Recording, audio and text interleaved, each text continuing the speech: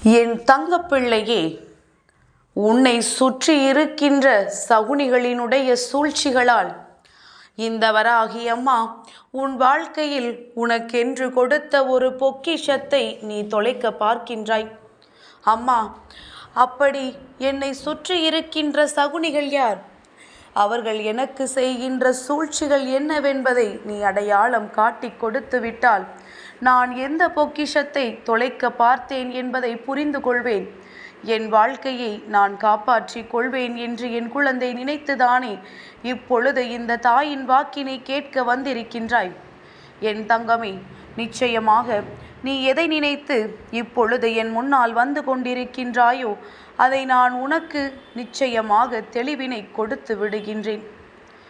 என் தங்கமே, இந்த உலகம் சகுனிகளால் சூழப்பட்டிருக்கின்றது.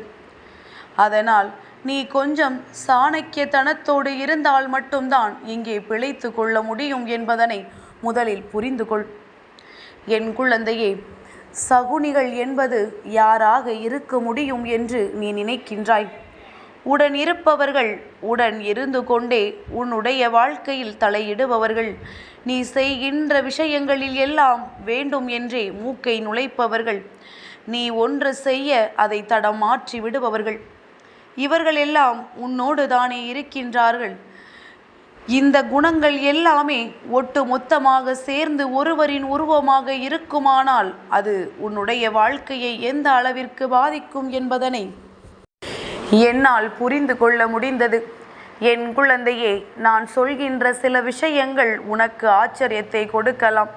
இப்படி எல்லாம் கூட நம் வாழ்க்கையில் செய்திருக்கிறார்களா என்ற உனக்கு சந்தேகத்தை எழுப்பலாம். ஆனால் உன் தாயானவள் நான் சொல்வது மட்டும்தான் உண்மை. என் தங்கமே, குடும்பத்திற்குள் ஒரு பிரச்சனை, அதாவது உன்னுடைய வாழ்க்கை துணையோடு உனக்கு ஒரு கருத்து வேறுபாடு வருகிறது என்றால் அந்த கருத்து வேறுபாட்டை யாரொருவர் தீர்த்து வைக்கின்றாரோ அவர்கள் உண்மையானவர்கள். யாரொருவர் தீர்த்து வைப்பது போல நாடகமாடி மேலும் மேலும் பிரச்சனைகளை வளர்த்து கொண்டிருக்கின்றார்களோ அவர்கள்தான் அந்த சகுனிகள். என் குழந்தை, அவர்கள் உன்னுடைய வாழ்க்கையில் மிக பெரிய பிரச்சனையையும் மிக பெரிய பிரளயத்தையும் உருவாக்கி கொண்டிருக்கின்றார்கள் என்பதனை முதலில் நீ புரிந்து கொள்ள வேண்டும். ஏனென்றால் என் குழந்தை, இது போன்று ஒருவர் வாழ்க்கையில் செய்கிறார்கள் என்றால் நீ அந்த சூழ்நிலையில் உணர்ந்து கொள்ள வேண்டிய விஷயம் என்ன தெரியுமா? இவர்களுக்கு உன்னுடைய வாழ்க்கை சந்தோஷமாக இருப்பது பிடிக்கவில்லை. அது மட்டுமல்ல, உன்னுடைய துணையை இவர்களுக்கு பிடிக்கவில்லை. அவர்கள் உன்னிடத்தில் எடுத்துக்கொண்ட உரிமையை அவர்களுக்கு பிடிக்கவில்லை. இவர்களுக்கு இத்தனை நாட்களும் நீ கொடுத்த முக்கியத்துவத்தை இப்பொழுது உன்னுடைய வாழ்க்கை துணைக்கு கொடுத்து கொண்டிருக்கின்றாய் அல்லவா? அதை அவர்களால் ஏற்றுக்கொள்ள முடியவில்லை. தன்னுடைய இடத்தை யாரோ பகிர்ந்து கொண்டது போல எண்ணுகின்றார்கள். இதையெல்லாம் சிந்தித்த அந்த மனிதர்கள் இதற்கு முன்னால் அவர்கள் வாழ்க்கையிலும் இது போன்ற ஒரு கஷ்டத்தை சந்தித்தார்கள் என்பதில் எந்த ஒரு மாற்று கருத்தும் கிடையாது. அவர்கள் எப்படி தங்களினுடைய புதிய வாழ்க்கையை தொடங்கும் பொழுது இத்தனை சிரமத்தை சந்தித்தார்களோ, இன்னொருவரால் மனம் நோகடிக்கப்பட்டார்களோ, அதையே உன் வாழ்க்கையிலும் செய்துவிட வேண்டும் என்று நினைக்கின்றார்கள். பொதுவாகவே மனிதர்கள் தான் பட்ட கஷ்டத்தை தன்னுடைய வருங்கால சந்ததிகள் படக்கூடாது என்று தான் நினைப்பார்கள்.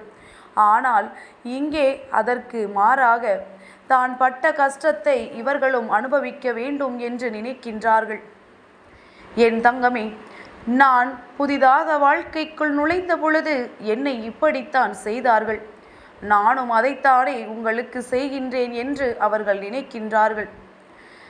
அவர்கள் செய்ய நினைக்கின்ற விஷயம் எத்தனை கீழ்த்தரமானது என்று அவர்களுக்கு இன்னமும் புரியவில்லை.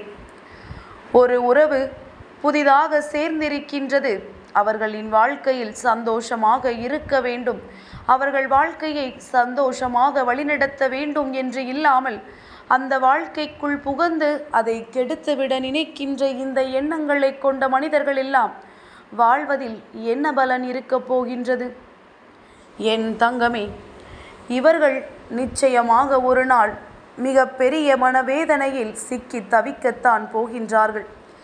இவர்களுக்கு ஒரு நாள் உன்னுடைய உதவி நிச்சயமாக தேவைப்படத்தான் போகின்றது. உன்னுடைய உதவி என்றல்ல, உன்னுடைய துணையின் உதவி இவர்களுக்கு ஒரு நாள் நிச்சயமாக தேவைப்படும்.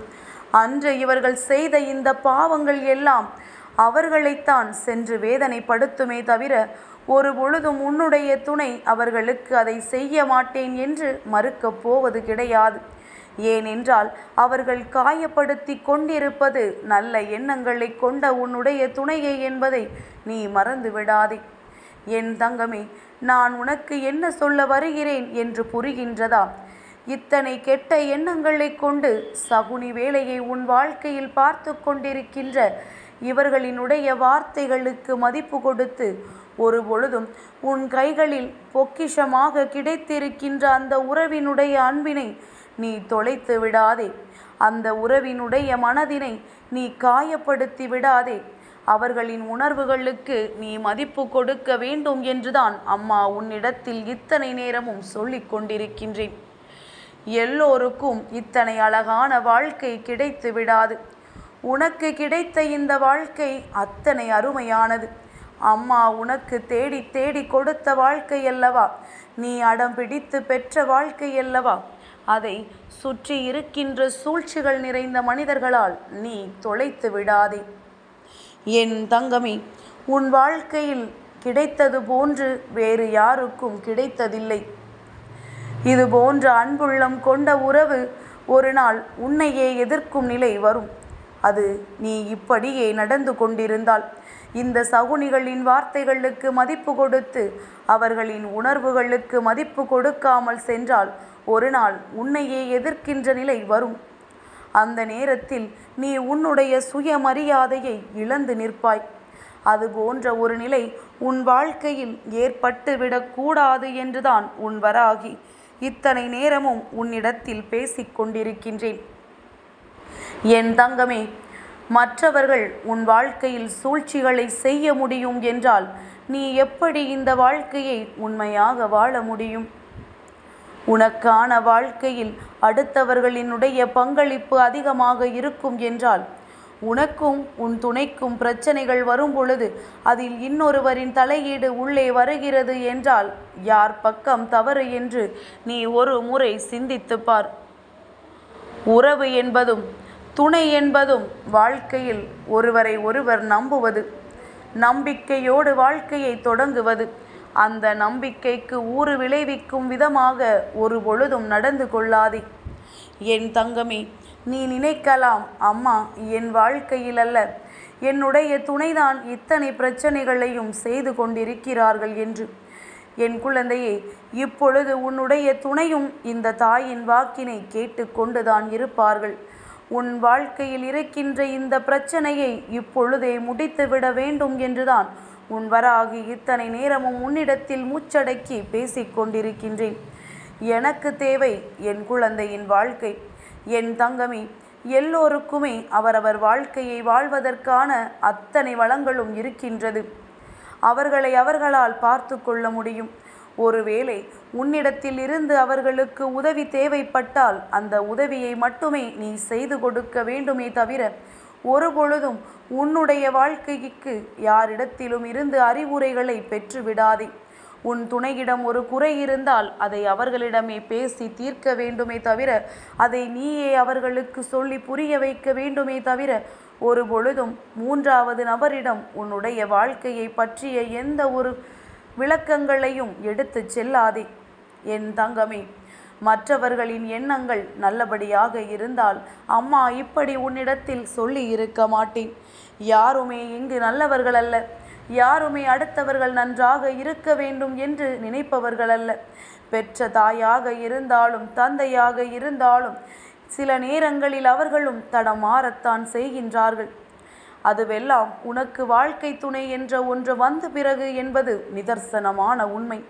அவர்கள் உன் மீது கொண்ட உரிமையை இன்னொருவர் பங்கெடுத்து கொள்ளும் பொழுது அவர்களின் மனநிலையில் சில மாற்றங்கள் ஏற்படுவது இது இயற்கையாக மாறிவிட்டது. என் தங்கமே, அதனால் சூழ்நிலைக்கு ஏற்ப நடந்து கொண்டு உன் வாழ்க்கையை நீ காப்பாற்றிக்கொள். என் தங்கப்பிள்ளைக்கு இந்த வராகி அம்மாவினுடைய ஆசீர்வாதங்கள் எப்பொழுதும் உண்டு.